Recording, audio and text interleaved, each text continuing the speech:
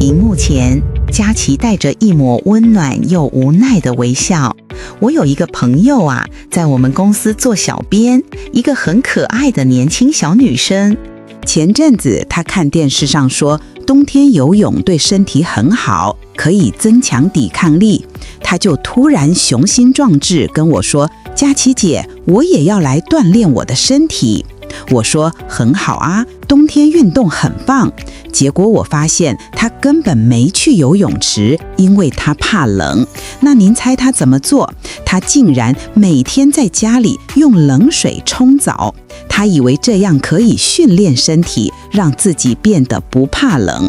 结果呢，1个礼拜之后，他不是变强壮了，他是直接发高烧到39度，整个人倒在床上起不来。我去看他的时候，他还盖着3层被子，很委屈地跟我说：“佳琪姐，我不是在养生吗？为什么会变成这样？”我真的是好气又好笑，看着他那个样子，就跟他说：“妹妹啊，你是洗澡，不是在洗脑啊！洗澡就洗澡，不要洗到连脑袋里头都进水，好不好？”这虽然是个笑话，但他却点出了一个非常非常严肃的问题。大家好，我是佳琪。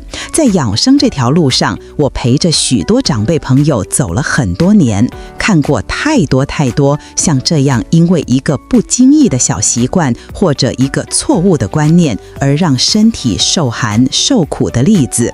所以今天佳琪想跟大家好好的深入的聊一聊这个我们最熟悉也最容易忽略的健康头号敌人寒气。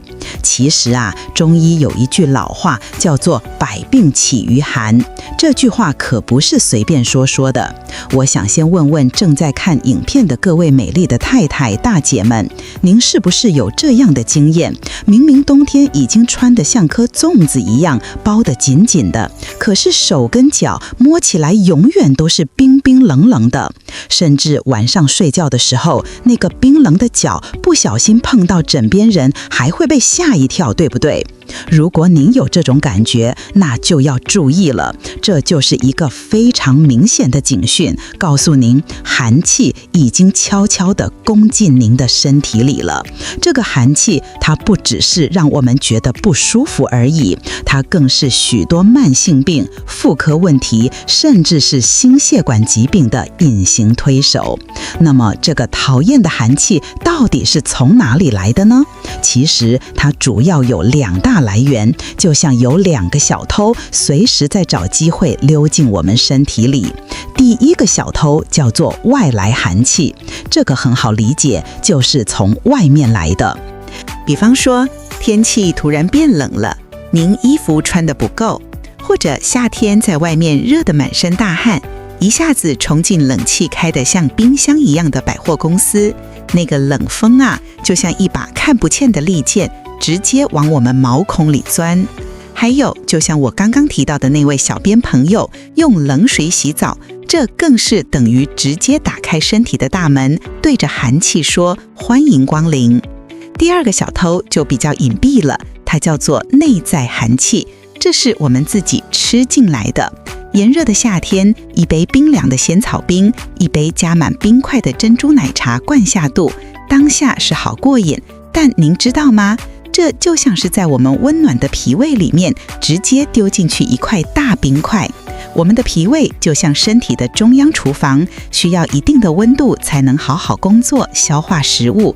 您一直给它冰块，久而久之，这个厨房的火就越来越小，不但消化吸收会变差，还会累积湿气和寒气，让整个人都变得虚弱无力。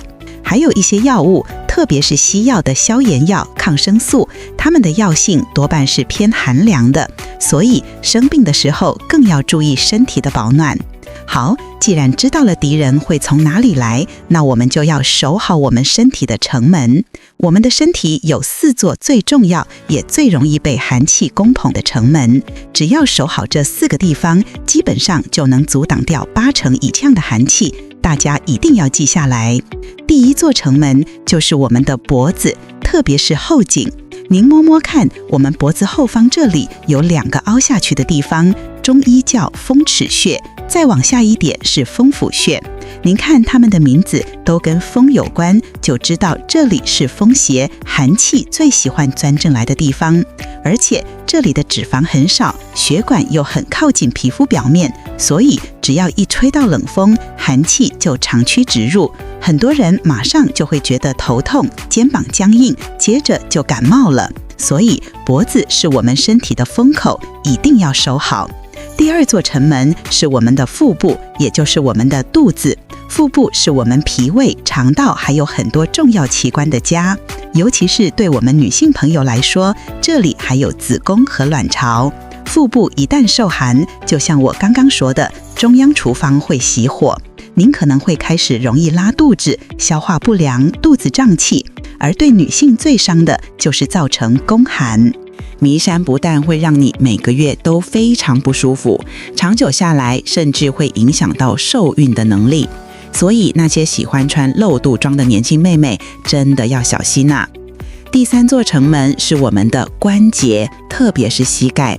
老人家常说老了这里酸那里痛，很多时候都跟年轻时关节受寒有关。寒气最喜欢跟湿气结伴，当寒气和湿气一起侵入我们的关节，就会阻碍气血的流通，形成中医说的痹症，也就是我们常说的关节炎。天气一变，关节就开始酸痛僵硬，这就是身体在跟您抗议了。所以不只是膝盖，我们的脚踝、手肘这些关节处都要特别注意保暖。第四座也是最容易被忽略的城门，就是我们的脚底。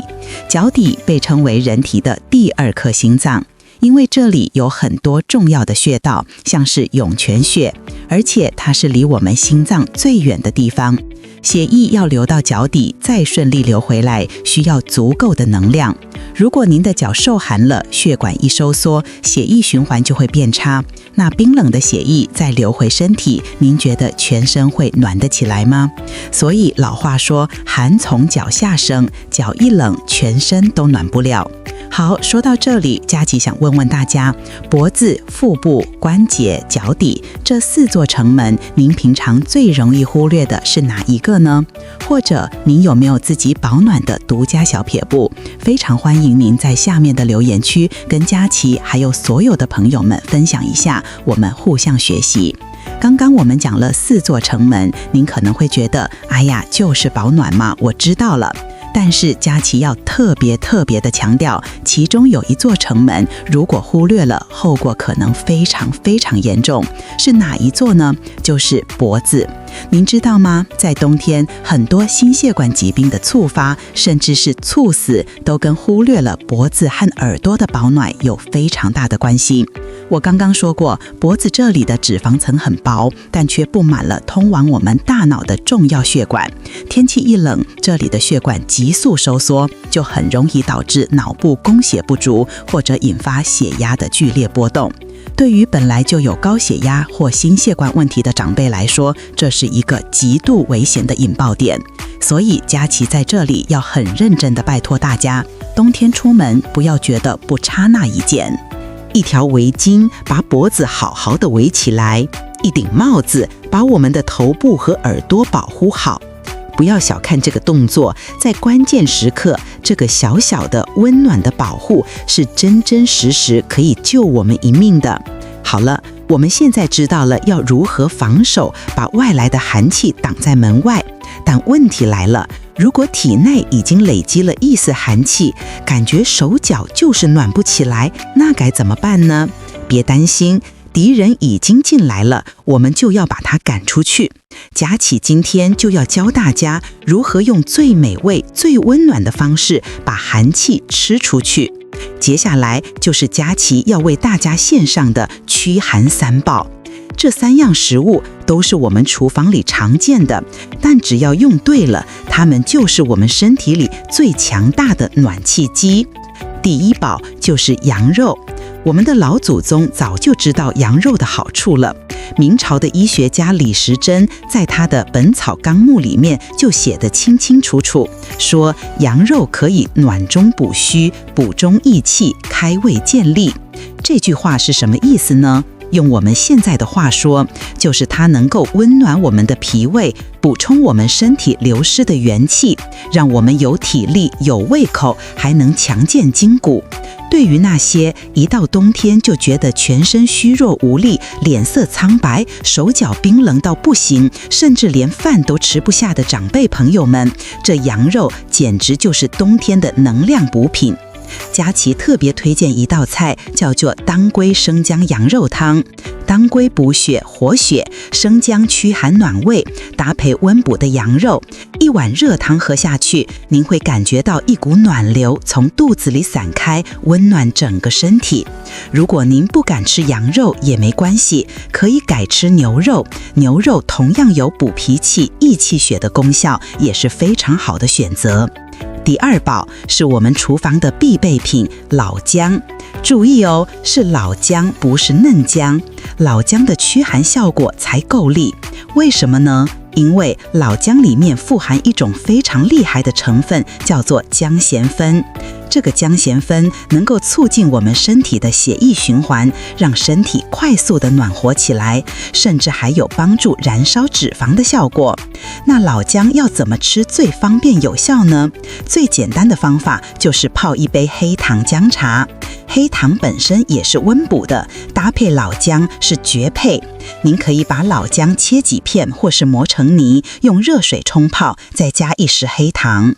或者，如果你喜欢喝茶，可以在泡好的热红茶里面加一点姜汁，暖身的效果也会加倍。每天早上喝一杯，整天都会觉得元气满满。第三宝也是厨房里的英雄，就是大蒜。大蒜的好处，我想很多妈妈们都知道，它里面有一个关键成分叫做蒜素。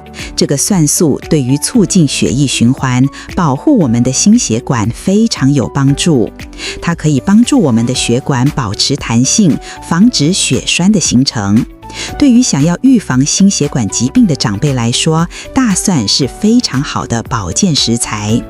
这里佳琪要分享一个妈妈们都知道的小撇步，就是大蒜在切碎或压碎之后，不要马上就下锅煮，最好在空气中放个10到15分钟，让它跟氧气充分接触，这样才能最大程度的生成对我们身体有益的蒜素。您可以用它来煮一道非常暖身的蒜头鸡汤，满满的蒜头和鸡肉一起炖煮，那个香气和温暖绝对是冬天里最幸福的享受。好，吃对了，我们身体内部就有了抵抗寒气的能量，但是外部的保暖工具也要用对才行。特别是冬天，大家最喜欢用的暖暖包，佳琪今天要告诉大家，这里面有一个天大的秘密，很多人，特别是我们的女性朋友，都用错了，而且错得非常危险。接下来我要讲的这个非常非常重要，尤其是我们女性朋友一定要注意听。很多女生冬天手脚冰冷或是生理期不舒服的时候，喜欢把暖暖包放在哪里？是不是放在小腹上，觉得暖暖的很舒服？佳琪要告诉您，千万不可以。为什么？在我们肚脐正下方有一个穴位叫做石门穴，这个穴位在古代的中医典籍里面是明文规定禁针禁灸的，也就是说这个地方不能用针刺，也不能用艾草去灸。古书上甚至记载，如果在这个地方施加热源，可能会导致女性终身无法怀孕。这绝对不是危言耸听，因为过度的热会损伤到我们女性最宝贵的胞宫。虽然暖暖包的温度没有艾灸那么高，但长时间的热敷，日积累月，对身体的伤害是潜移默化的。所以腹部，特别是小腹，绝对不是放暖暖包的好地方。那到底要放哪里才对呢？佳琪今天就来公开这个独家的真正有效的用法。佳琪可以转身，会用示意图，答案是放在背后，更精确的说是放在我们背部，差不多是2个肩胛骨中间，对应到我们心脏和肺脏的后方。这个区域有我们中医非常重要的穴位，像是膏肓穴、肺俞穴、心俞穴，这里是阳气汇集的地方。您把暖暖包放在这里，温暖的热力可以透过这些穴位快速地传到全身的经络，这才是真正有效率的温暖全身的方法。而且佳琪再告诉您一个神奇的效果，如果是因为感冒受寒那种寒咳，您把暖暖包放在这个位置，对于缓解咳嗽也有意想不到的帮助。我自己冬天都会准备一件小背心，在背后这个地方缝一个小口袋，刚好可以把暖暖包放进去。像这样穿在里面，外面再穿一件外套，别人也看不出来，不但整个人都暖乎乎的，而且活动也非常方便。您看这样是不是很好看，而且也很温暖哦？好了，学会了如何吃，也学会了如何正确的使用保暖工具。在影片的最后，佳琪要再分享2件非常重要的小事，一件是睡前该做的事，另一件是晨起该做的事。做好这2件事，就能为我们一整天的健康画上一个完美的句点和起点。首先是睡前的黄金15分钟，这件事就是泡脚。我刚刚说过，脚是我们的第2颗心脏，寒从脚下生，所以在睡前透过泡脚来排除体内累积了一整天的寒气和湿气，是 CP 值最高也最舒服的养生法。泡脚的最佳时间建议是在晚餐后2个小时左右，吃饱饭不要马上泡，会影响消化。水温大概控制在40度左右，就是感觉热热的，但不会烫到不舒服的程度。时间不用太长，大概15到20分钟，泡到身体微微出汗是最好的状态。泡完之后，一定要记得立刻把脚擦干，穿上保暖的袜子，然后上床睡觉。您会发现那天晚上的睡眠品质会特别好，一觉到天亮。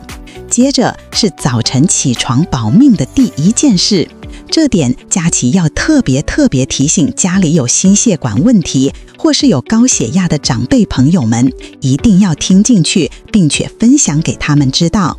早晨是心血管最容易出状况的时候，因为我们刚从温暖的被窝醒来，外面的空气温度比较低，这个温差对于脆弱的心血管就是一个很大的刺激。所以早上醒来千万不要猛地一下就坐起来，或是立刻下床，这个动作非常危险。正确的做法是，醒来之后先不要急着离开被窝，先在被窝里穿上一件背心或薄外套，先帮我们的上半身保暖，然后在被子里面轻轻地活动一下您的手腕、脚踝，转一转，让身体有一个苏醒的过程。接着再慢慢的坐起身来，在床边坐个1-2分钟，确定自己没有头晕，然后再站起来。这个慢动作，这个在被窝里多待2分钟的缓冲，就是保护我们心血管最重要的关键。好了，我们今天聊了很多，我们来总结一下今天的3大重点。第一，要守护好我们身体的4大要塞：脖子、腹部、关节和脚底。第二，要学会吃对我们的驱寒3宝：羊肉、老姜和大蒜。第三，要善用我们身边的保暖工具，记住暖暖包的独家秘诀，并且养成睡前泡脚、晨起缓慢起身的好习惯。养生其实一点都不难，它就藏在我们日常生活的每一个小细节里。用对了方法就是爱护自己，用错了方法反而是在伤害自己。如果佳琪今天的分享对您有帮助，请您一定要订阅我的频道，并且打开旁边的小铃铛，这样未来我分享更多能真正照顾到您和家人的养生知识时，您才不会错过。好了，我们今天聊了很多，我们来总结一下今天的3大重点。第一，要守护好我们身体的4大要塞：脖子、腹部、关节和脚底。第二，要学会吃对我们的驱寒3宝：羊肉、老姜和大蒜。第三，要善用我们身边的保暖工具，记住暖暖包的独家秘诀，并且养成睡前泡脚、晨起缓慢起身的好习惯。养生其实一点都不难，它就藏在我们日常生活的每一个小细节里。用对了方法就是爱护自己，用错了方法反而是在伤害自己。如果佳琪今天的分享对你有帮助，请您一定要订阅我的频道，并且打开旁边的小铃铛，这样未来我分享更多能真正照顾到您和家人的养生知识时，您才不会错过。